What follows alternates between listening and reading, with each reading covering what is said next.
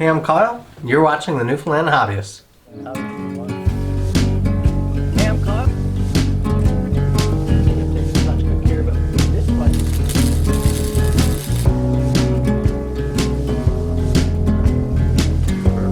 Proud of this triangle here now.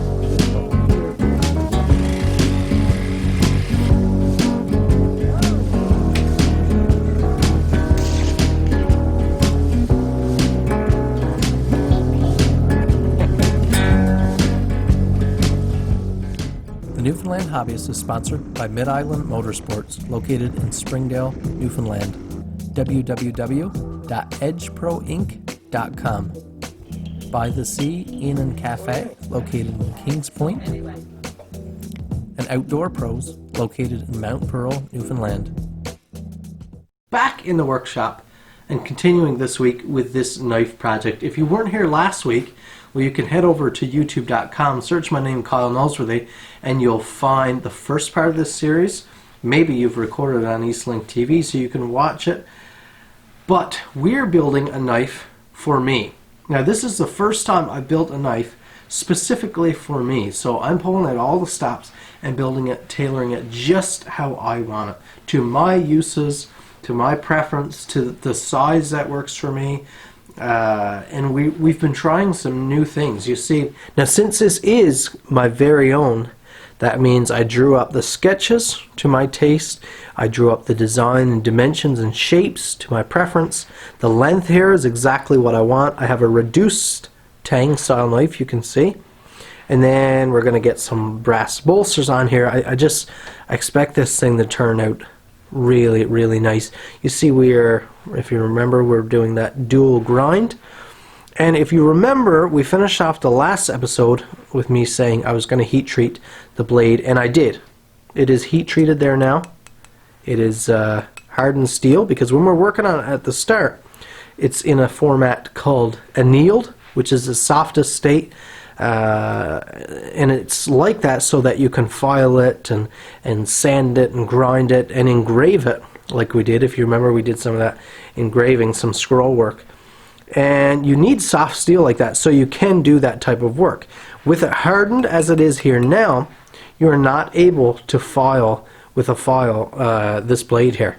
Now, one important part of this heat treat process is that we only really harden the blade up as far as somewhere here on the Tang. Anywhere along here is fine.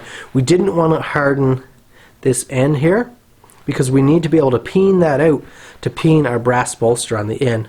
Now, the first step to today's work, and what we're going to do right now, is grind those bevels back in. If you remember, we had those three facets on our blade, and once you heat treat, we're left with this dark black finish. Now, my intentions are to only grind back in this facet, the actual bevel here, to leave the top portion nice and black, and I think that'll give a really nice contrast. So we'll see what that looks like.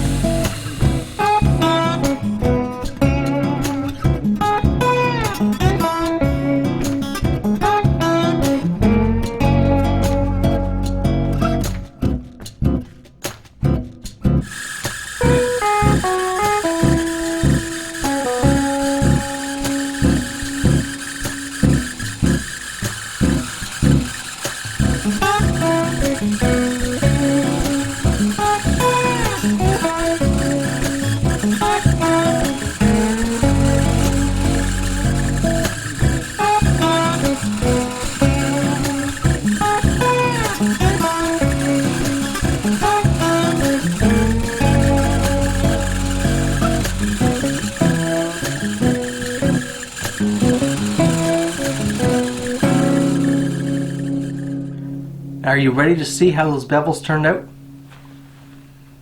You didn't think I'd give away the goods just yet, did you? Got to keep you around for a while longer. We got to get to work on that handle. We got lots of work left to do here yet. Now you can see I've wrapped this all up in tape so we protect our work we've done so far. We don't want to risk scratching that off or scraping the surface or something. What we need to do now, first thing, is to hand sand this finish off of here. You can see we have all that black coating. And that's from the forge.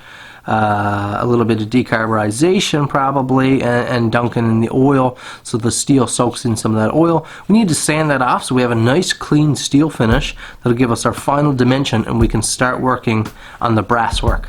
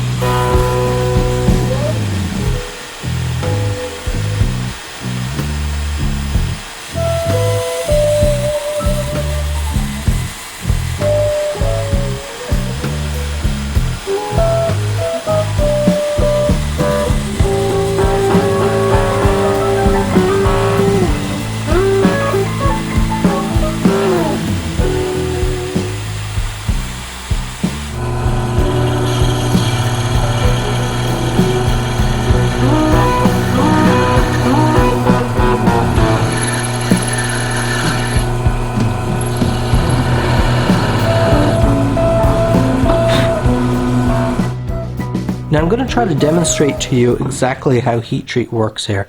So of course we dip the blade, we warm the blade, we tried to keep this reasonably cool, obviously a lot hotter than you can touch with hand, but not near what we call critical temperature, which is what you want when you're doing your quench. So just let me demonstrate here with a nice sharp cold punch.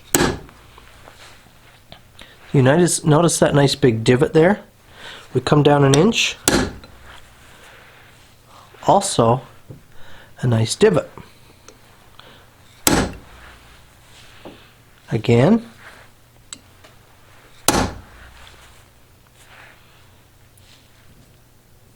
Barely a mark there. Let's come up here.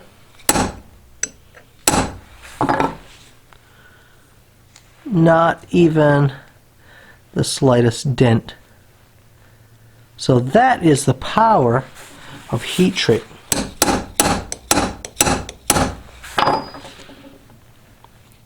Not able to make a mark with a cold punch. A little scratch there in like the little bit of martensite that's left over.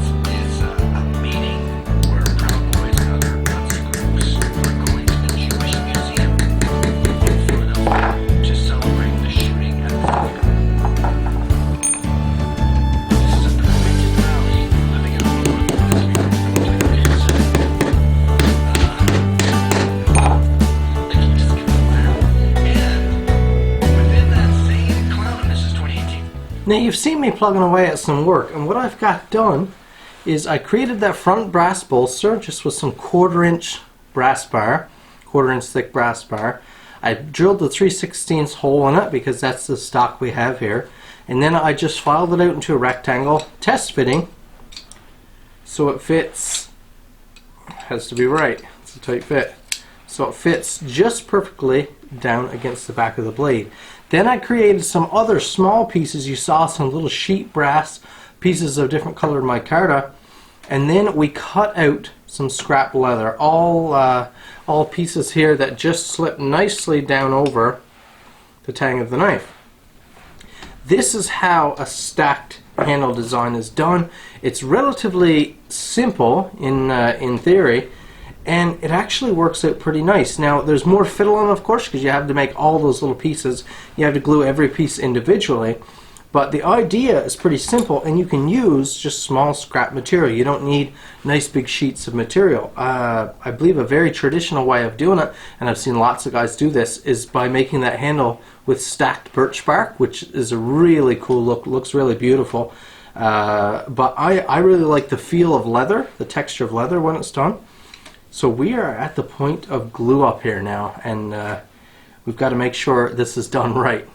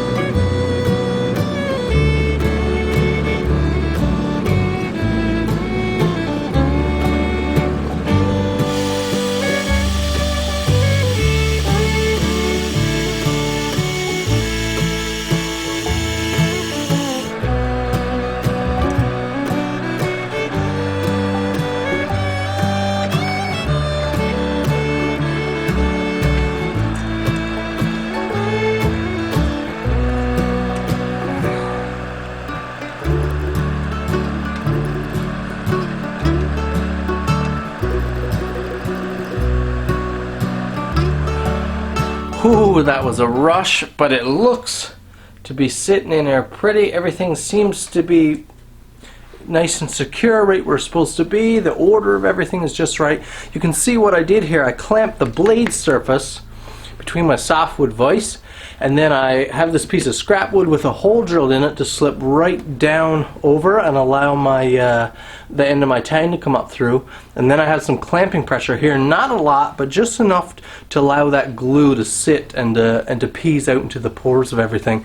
Hopefully stick everything together good. Now I chose a 5-minute epoxy for this project. You often see me use slow cure epoxy or like a 24-hour epoxy. The longer an epoxy takes to cure, so there's generally a slow, medium, and quick cure epoxy, or like a 5-minute type epoxy.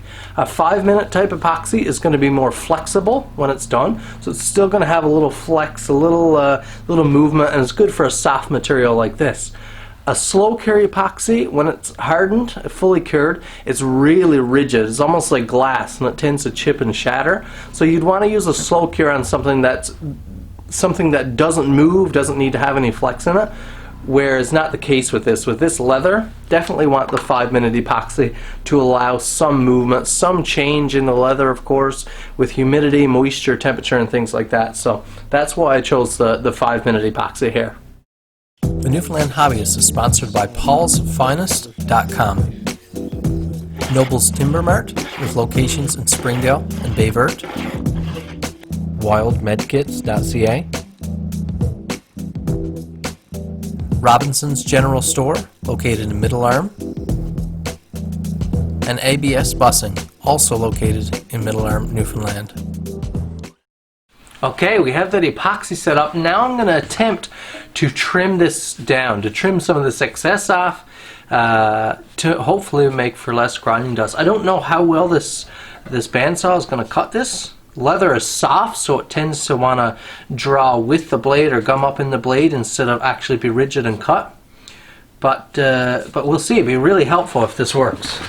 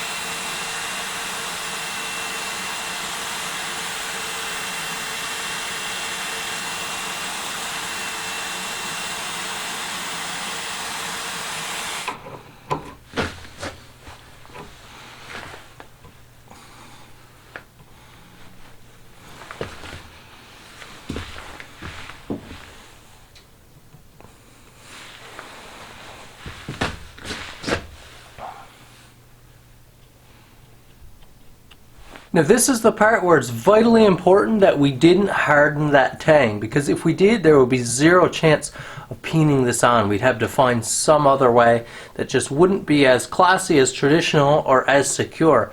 Since we left it nice and soft, we're going to be able to malform that head, which this brass has a nice tight hole there, so it just squeezes down over the pin, and just with a little malforming, we'll be able to mushroom that head out, and this brass tang here will never come off. It also, when you're peening like this, it's because of the type of force you're using, it's so easy to just squeeze things down a little tighter, so it'll just pinch all this leather. This brass down here on the bottom can't move, so it'll just leave us with a beautiful result.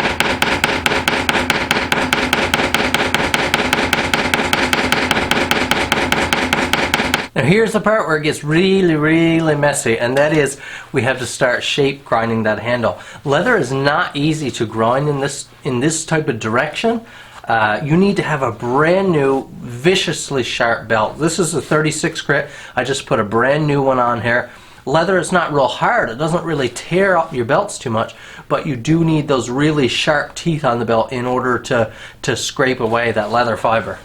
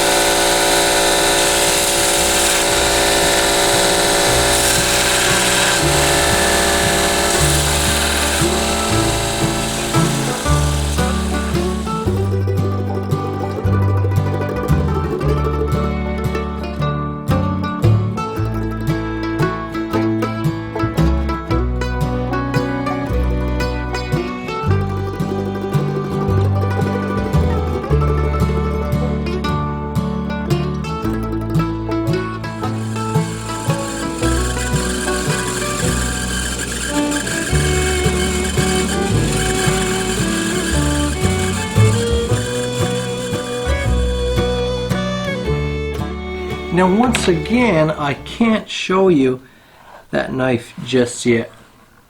We have to save that for the finale. But what we're doing right now is we have to make a sheath for that knife to go in. We have a knife with a razor sharp edge that we established earlier. That handle is done. And the beautiful thing about making a custom knife and me doing the work myself is that I get to shape it exactly to my hand. So I just worked it until it felt absolutely perfect in my hand, and then I put on the finishing touches, the polishing. But now we get to do some nice leather work. I'm choosing the sheath that I use for my Tuckamore knife, and that is, you can see we have this nice taper here, just a standard friction fit belt sheath, my favorite. Especially someone who's crazy tall, like 6'7". I'm 6'7". I did play basketball in high school. I did not play it anymore. It's good enough to make any money at it. People pay for it. Maybe after this podcast, we can see it soon. Put ladies.